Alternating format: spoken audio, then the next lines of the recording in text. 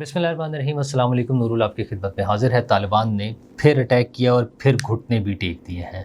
कैसे घुटने टेक दिए हैं और ये इन मसाइल का हल क्या है? क्या ये जंग ख़त्म हो जाएगी? दूसरी तरफ इमरान खान साहब ऑफ़र कर रहे हैं कि मुझे मौका दें। उन्हें क्या मौका चाहिए और क्यों चाहिए? वाकई उनका कोई मकसद पाकिस्तान की खिदमत करना या पाकिस्तान के लोगों की मदद करना है? वैसे तो फ़ौज के साथ उनकी कोई दुश्मनी नहीं, ये भी अनाउंस कर रहे हैं, लेकिन क्या वाकई उनकी फ़ौज के साथ कोई दुश्मनी नहीं है? इन सारी बातों पे मैं आपके साथ डिस्कस करूँगा। दूसरी तरफ जनाब ओपनिंग बैट्समैन आ गया है और बड़ा खुल के खेलेगा और बड़े कमाल दिखाएगा। वो क्या-क्या कमालात दिखाएगा और टीएलपी के जो क्रैकडाउन है वो अभी जारी है। कितने लोग गिरफ़्तार हो गए हैं और साद रिज़वी और अनस रिज़वी कहाँ है? इन सारी बातों पर मैं आपके साथ डिस्कस करूँगा। लेकिन सबसे अहम चीज़ जो है वो तालिबान के हवाले से, अफ़गान तालिबान के हवाले से जो जंग है उसमें आज फिर पाकिस्तान ने उनकी तरफ से तो मुसलसल चमन वाली साइड पर और वहाँ पर कोशिश की गई दाखिल होने की, जिसको रोका गया और कोई 50 के करीब जो दहशतगर्द थे उनको वो हलाक हुए। लेकिन उसके बाद फिर पाकिस्तान ने बड़े मैसिव अटैक किए हैं। मुख्तलिफ़ ज़राए से आने वाली ख़बरें, वीडियो फुटेजेस, मुख्तलिफ़ इंटरनेशनल जो न्यूज़ प्लेटफॉर्म्स हैं उन पर आने वाली ख़बरें, उनके मुताबिक पाकिस्तान ने काबुल पर और कंधार पर एयर स्ट्राइक्स की। अच्छा, पाकिस्तान के पास अगर हम असलहा और जहाज़, fighter jets, missiles, drones, technology, इन सब चीज़ों के हवाले से देखें तो अफ़गानिस्तान किसी मुकाबले में ही नहीं है। लेकिन अफ़गानिस्तान की तरफ से बार बार ये हरकत की जा रही है। शायद उन्हें लगता है कि वो ये जंग जो है सिर्फ बॉर्डर तक महदूद होगी और उन्हें वो जो एडवांटेज है गुरिल्ला वॉर का कि आए, अटैक करें और छुप जाएं, वो वाला एडवांटेज मिलेगा।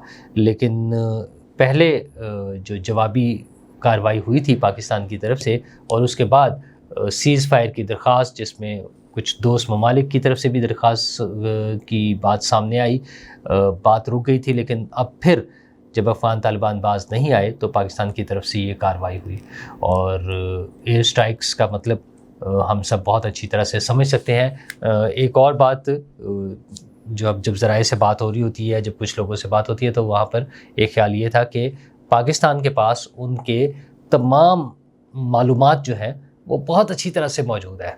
उनके असला डेपो, उनकी पोजीशंस, दिफाई पोजीशंस, उनकी फ़ौजी तनसीबात और उनके अहम जो हुकूमती ओहदेदारान हैं और हुकूमती या जो पार्टी या जो भी सिस्टम उनका है तालिबान का, वो लोग कहाँ हैं, उनकी महफूज पनाहगाहें कहाँ हैं, वो सब मालूमात पाकिस्तान के पास बहुत अच्छी तरह से मौजूद है और वक्तन फ़वक्तन वो तब्दील भी होती हैं, लेकिन फिर दोबारा मालूमात अपडेट भी हो जाती हैं। लेकिन आपको याद होगा कि पाकिस्तान ने इस हवाले से माजी में भी जिस तरह से सब्र और तहम्मुल का मुज़ाहिरा किया अपने दुश्मन, ये जब हम भारत के हवाले से बात करते हैं, जब गुज़श्ता मरतबा वो अटैक हुआ था और पाकिस्तान ने उनके आर्मी चीफ़ को भी टारगेट पे लिया था, लेकिन उन्हें नुकसान नहीं पहुंचाया।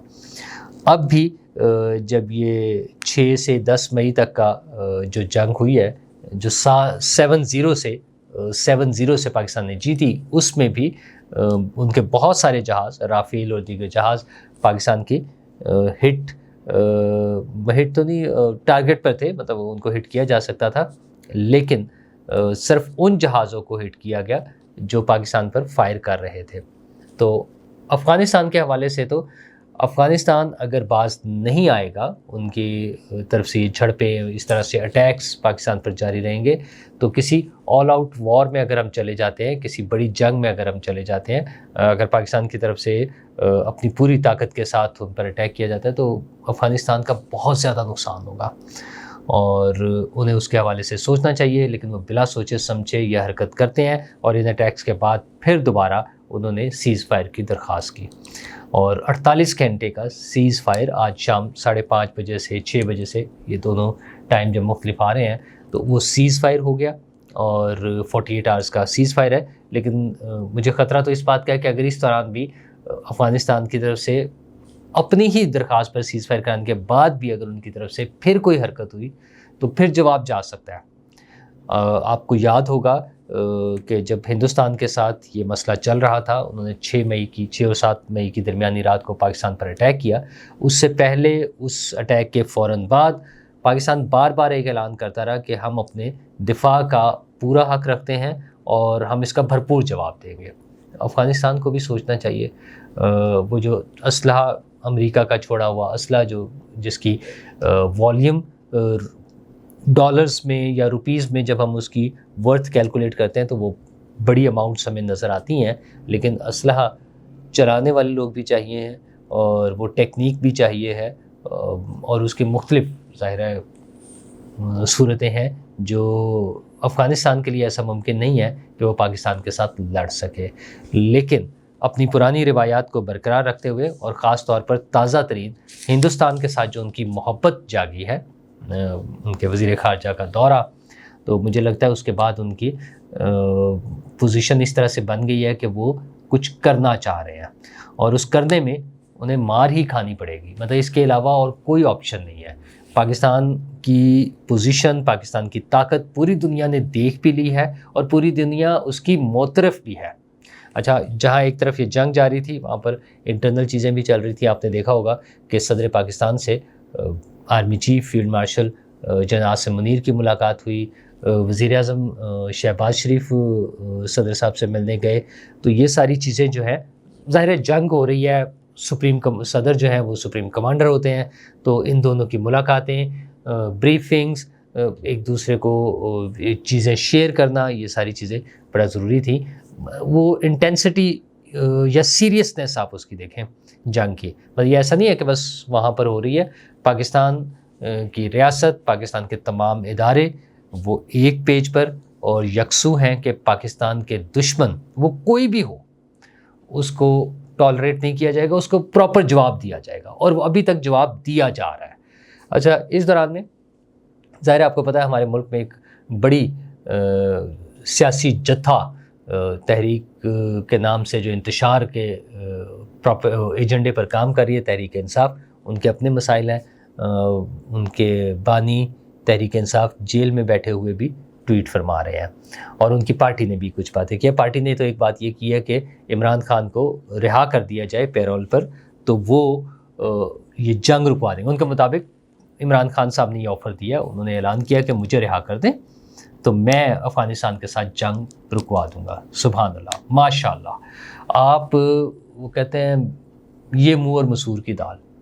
مطلب یہ وہ وزیر اعظم جو ماضی میں اگر ہم ان کا کردار دیکھیں، وہ طالبان کے حوالے سے ہو یا پوری دنیا میں پاکستان کی عزت کے حوالے سے ہو، پاکستان کی پوزیشن کے حوالے سے ہو، تو وہ ایک بہت برا ایکسپیرینس تھا.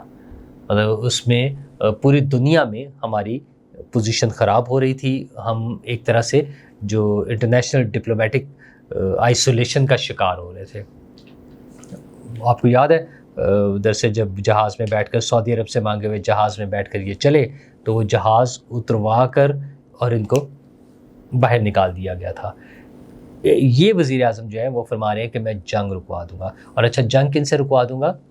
افغانستان سے، افغان طالبان سے. عمران خان صاحب کے بارے میں آپ کو یاد ہوگا کہ طالبان نے جب وہ مذاکرات کی بات ہوئی تھی تو انہوں نے ان کو اپنا نمائندے کے طور پہ نامینیٹ کیا تھا. تو ان کا جو نیکسس ہے وہ تو ہمیں بڑی اچھی طرح معلوم ہی ہے. اچھا، یہ بات کہنا کہ میں رکوا دوں گا، وہ پھر یہ ثابت کرنا چاہ رہے ہیں، وہ بتانا چاہ رہے ہیں کہ میرے بہت اچھے تعلقات ہیں طالبان کے ساتھ، میں ان کا اپنا ہوں، وہ میرے اپنے ہیں، میں جاؤں گا، میں بات کروں گا تو وہ بات سن لیں گے. تو حضور، دہشت گردوں کے اس طرح کے بہت سارے واقعات پہلے بھی ہمارے پاس موجود ہیں کہ جب کوئی دہشت گردی کا واقعہ ہوتا تھا تو کوئی ایسا دہشت گرد، انہی کی ان کا حمایت یافتہ یا ان کی حمایت کرنے والا، وہ اگر جیل میں ہے، کسی تحویل میں ہے، ریاستی حکومتی تحویل میں ہے، تو وہ اس کو لے جایا جاتا ہے مذاکرات کرنے کے لیے. اچھا، یہ ماضی میں ہو چکا ہوا ہے. ہم نے مختلف مواقع پر جب کہیں پر حالات بہت ہی خراب ہوئے تو ہم نے ان لوگوں کو استعمال کیا ہے. تو عمران خان صاحب اپنے آپ کو اسی پوزیشن پر لا رہے ہیں. مطلب وہ، میں اب کون سے واقعات کا ذکر کروں؟ میں سمپل اتنا کہہ دوں گا کہ دہشت گردی کے بڑے بڑے واقعات پاکستان میں ایسے ہوئے ہیں جہاں پر ان دہشت گردوں کو کنٹرول کرنے کے لیے یا ان سے مذاکرات کرنے کے لیے جیلوں میں موجود ان کے حامیوں کو لے جا کر ان سے بات کرنی پڑی۔ عمران خان صاحب آج اپنے آپ کو اسی طرح سے پیش کر رہے ہیں کہ جناب مجھے لے جائیں میں کراؤں گا، لیکن میرا خیال نہیں ہے کہ اس مرتبہ ہمیں ضرورت ہے۔ وہ تب تھا، مطلب ایک جگہ ہمارے لوگ پھنس گئے ہیں بیچارے، اور وہ دہشت گردوں نے کوئی ایسی پوزیشن بنا لی ہے جس میں ہمیں ان کی ضرورت تھی۔ اب جو دہشت گرد ہے افغان طالبان، افغانستان سے اٹیک کرنے والے لوگ پاکستان پر، پاکستان کے دشمن، میرا خیال ہے ہمیں ان کے سامنے مطلب کوئی ایسی پوزیشن نہیں ہے کہ ہم ان سے وہ جو ہے ان کے پریشر میں آ جائے، یوں کہہ لے چلے، ہم ان کے پریشر میں آنے کی ہماری پوزیشن نہیں ہے۔ تو پاکستان ماشاءاللہ ایک مضبوط ملک ہے۔ پاکستان کی افواج نے ماضی قریب میں اپنی طاقت کا بھرپور مظاہرہ کیا ہے، اور اسی طاقت کی بنیاد پر ہندوستان کو ایک پراپر جنگ میں شکست دی۔ ایران کے ساتھ جو ناخوشگوار واقعہ ہوا اور اب جو طالبان کے ساتھ ہو رہا ہے وہ ہمارے سامنے ہے۔ تو یہ 48 گھنٹے کا سیز فائر بظاہر تو لگ رہا ہے کہ یہ سیز فائر ہے، لیکن یہ لیٹس ہوپ کہ چیزیں ٹھیک سمت میں چلی جائیں۔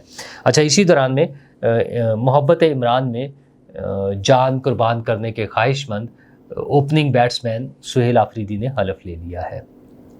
JUI کی طرف سے جو پٹیشن تھی اس کو وہ خارج ہو گئی ان کی درخواست، اور اس کے بعد یہ حلف ہو گیا، وہ وزیر اعلیٰ بن گئے ہیں۔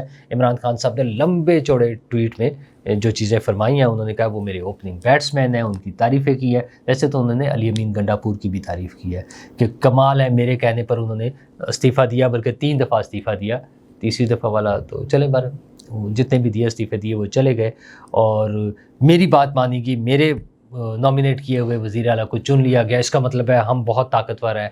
تو کوئی بات نہیں، عمران خان صاحب اچھا، اور پھر انہوں نے فرمایا کہ میری فوج سے کوئی دشمنی نہیں ہے، یہ فوج میری اپنی ہے۔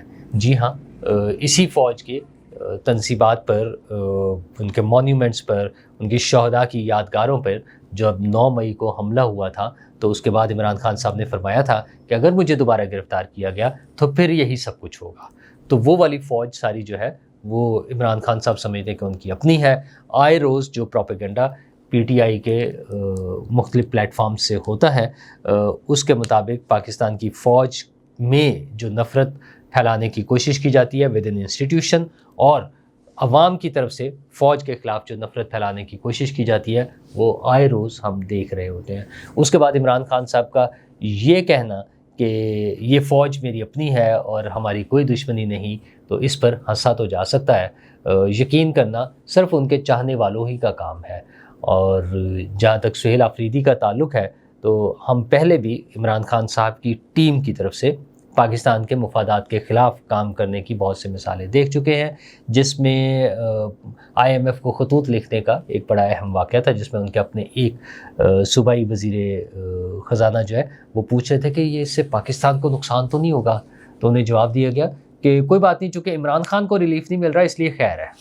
مطلب ان کی سارا زور جو ہے وہ اس بات پر ہے کہ عمران خان کو ریلیف ملے گا تو پاکستان کے لیے سوچنا ہے، ورنہ نہیں سوچنا۔ عمران خان صاحب کا بھی یہ کہنا کہ مجھے رہا کر دیں اور پھر میں وہ تعاون کر سکتا ہوں، جنگ رکوا سکتا ہوں۔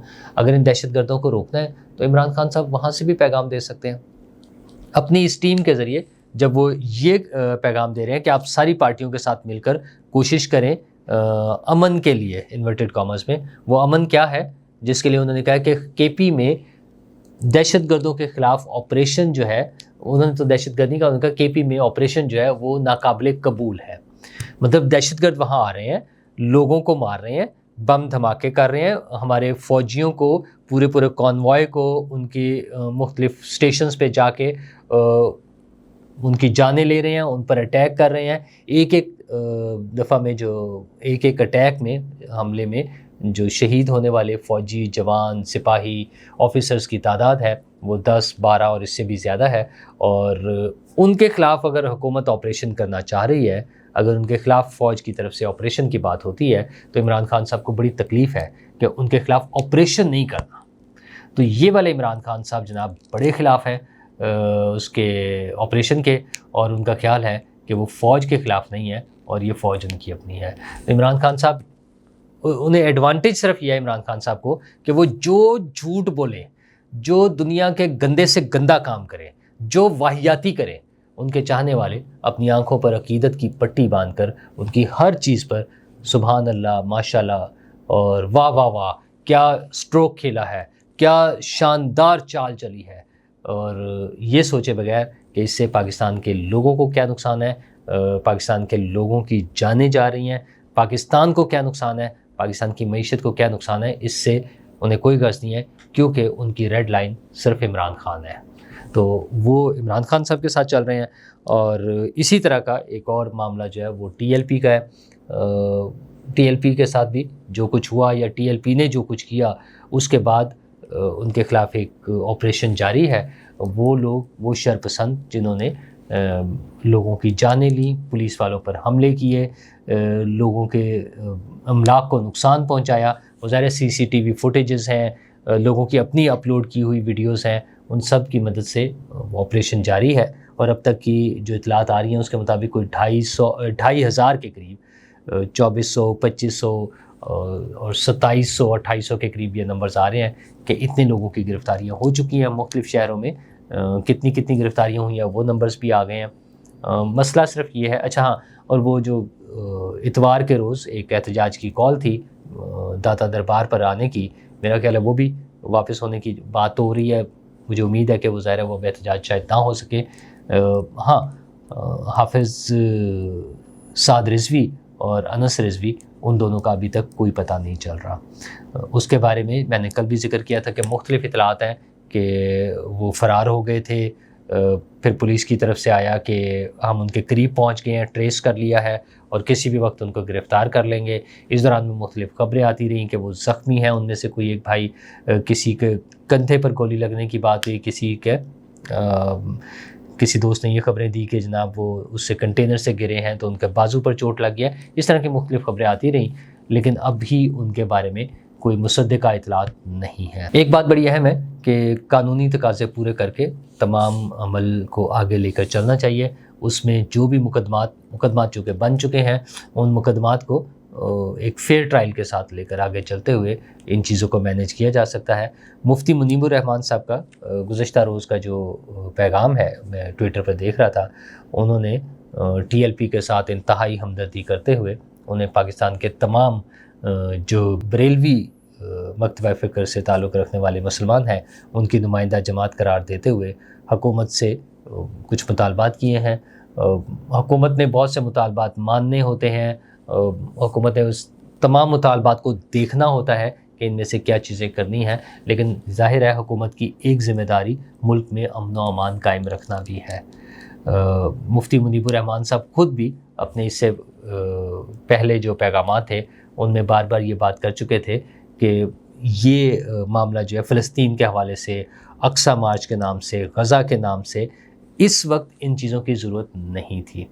تو پھر وہ کون لوگ تھے جنہوں نے اس وقت، جب وہاں پر غزہ میں خوشی منائی جا رہی ہے اس حوالے سے کہ چلے مزید تباہی کو روکا جا رہا ہے، مزید بمباری کو روکا جا رہا ہے، مزید جانوں کے ضیاع کو روکنے کی ایک موقع بن رہا ہے، تو اس موقع پر یہاں پر یہ مظاہرہ، اور وہ مظاہرے کا بھی وہ سپاٹ جو ہے کہ امریکی ایمبیسی کے سامنے جا کے کرنا ہے، وہ انتہائی غیر مناسب تھا۔ تو دیکھنا چاہیے کہ کون لوگ تھے جو اس حوالے سے کام کر رہے تھے۔ اور ہیٹ سپیچ کے حوالے سے اگر بات کروں میں تو بہت سے لوگ بہت کچھ کر رہے ہیں، سوشل میڈیا بھرا پڑا ہے۔ میرے خیال میں وہ جو قوانین ہم نے بنائے تھے، پیکا اور دیگر مختلف قوانین جو ہے، ان کا پتہ نہیں کب استعمال ہوگا۔ وہ جو لوگ ہیٹ سپیچ پھیلا رہے ہیں، وہ کسی پولیس والے کے خلاف ہو، کسی فوجی کے خلاف ہو، کسی وزیر کے خلاف ہو، وزیر اعظم کے خلاف ہو، اس کا نوٹس لینا چاہیے، کیونکہ یہی الفاظ، یہ چھوٹی سی پوسٹ کل کو کسی بڑے حادثے کا سبب بن جاتی ہے۔ تو ہمیں ان حادثات کا انتظار نہیں کرنا ہے۔ ہاں، جو سچ ہے، ریالٹی کی بیس پر کوئی بات ہے تو آپ اس پر بات کریں۔ آزادی اظہار رائے کا مطلب یہ نہیں ہے کہ ہم لوگوں کے خلاف جھوٹے بے بنیاد خبریں گھڑ کر اور نفرت پھیلائیں۔ تو اس حوالے سے حکومت کو دیکھنے کی ضرورت ہے۔ جہاں بہت سارے کام ہو رہے ہیں وہاں پر سوشل میڈیا پر ہیٹ سپیچ کو بھی دیکھیں، اور دعا یہی ہے کہ ٹی ایل پی کا معاملہ ہو یا ٹی ٹی پی کا ہو یا ٹی ٹی اے کا ہو، یہ ایسے خوش اسلوبی سے حل ہو جائیں کہ پاکستان کے عوام ایک پرامن، پرسکون اور خوشگوار زندگی گزار سکے. شکریہ.